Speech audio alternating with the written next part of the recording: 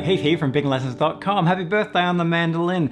In a bluegrass style, we have 4 variations here. We're in the key of G. We've got some nice beginner-friendly versions up first with that version in 3/4 time, the traditional way of playing it.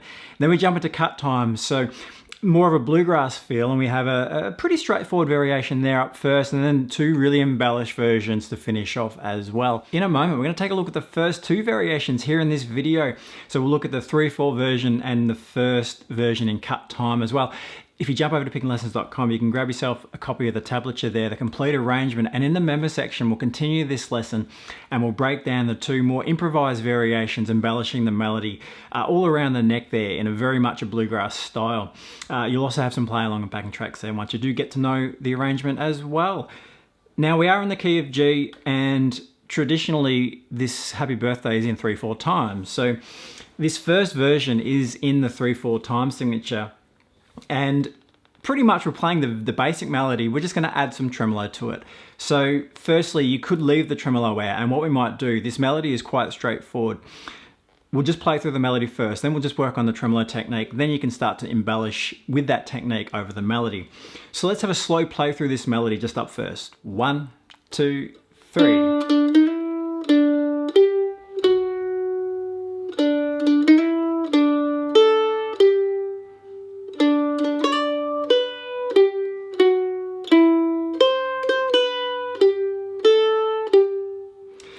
So there's our basic melody sitting in that G major scale there. Those little grace note slides, that little slide into some of those notes, just a nice little quick slide in those ones. In the 6th bar along there, there's that symbol on the 2nd beat. So the bit of a rainbow with a dot in it, that's a pause. So when you do play this, you can sit on that note a little bit longer. I didn't that time, but when you get into that 6th bar there, you can hold that with a bit of flavor and then come back in. So that's what that marks there for, but you can also ignore it if you like. Now, applying the tremolo technique to this melody, pretty much, firstly, you just want to be comfortable with the technique. So making sure that you're getting a nice smooth movement across the string. We're not kind of catching the pick, so really make sure the angle of the pick is gliding across the string. So you definitely don't want to be too flat against the string there, because the pick will grab onto that string. So do get that angle. And making sure the tone is a nice tone coming out as well. Now once we get that, what we want to do is move the melody in time while we continue the tremolo. So for the first bar, for example, 1, 2, 3, 1, 2. So the melody notes continue to change where they are within the measure, within the bar, but we just continue that tremolo as we go through. When we hit the 8th notes, we want to kind of pull out. Now you can stop the tremolo early, or you can stop it right before you switch to the 8th notes. I'll give you 2 examples. So once we hit that first measure, we could stop early, hit the 2 8th notes. And when we play those 8th notes, it's down and up. Or you can continue the tremolo further along. For example, 1, 2, 3, 1, 2, 3. So you can kind of travel all the way up to that 3rd beat if you like. The main thing is that you're just comfortable continuing on that tremolo, and then you can move those melody notes. When we change strings, just be mindful of, say, for example, in bar 3, that crossover between the strings. So that's a little exercise you may want to work on there. Just even that 3rd measure, the 3 beats there, and then the 1st beat of measure 4, where we change strings, and just getting comfortable, again, continuing the tremolo, but as we move across those 2 strings.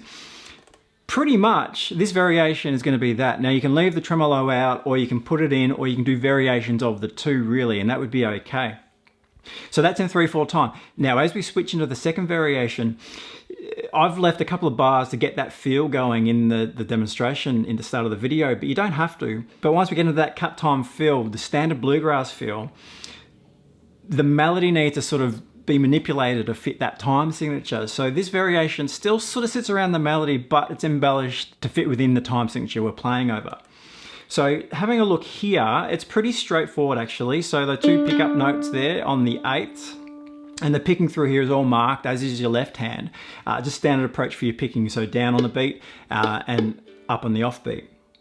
So alternating picking technique. So after our 2 pickup notes, we're into this first bar here of the variation.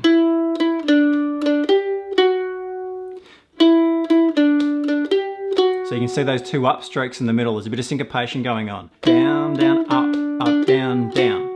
Just watch that picking. In that next measure along, bit of cross picking there. Put the first 2 bars together. Ready and. So we're kind of filling some space after the melody's resolved in the phrases. Next bar along. Same sort of theme. 1, 2, and 3, and 4. And again, same sort of cross picking there in that next measure over the G.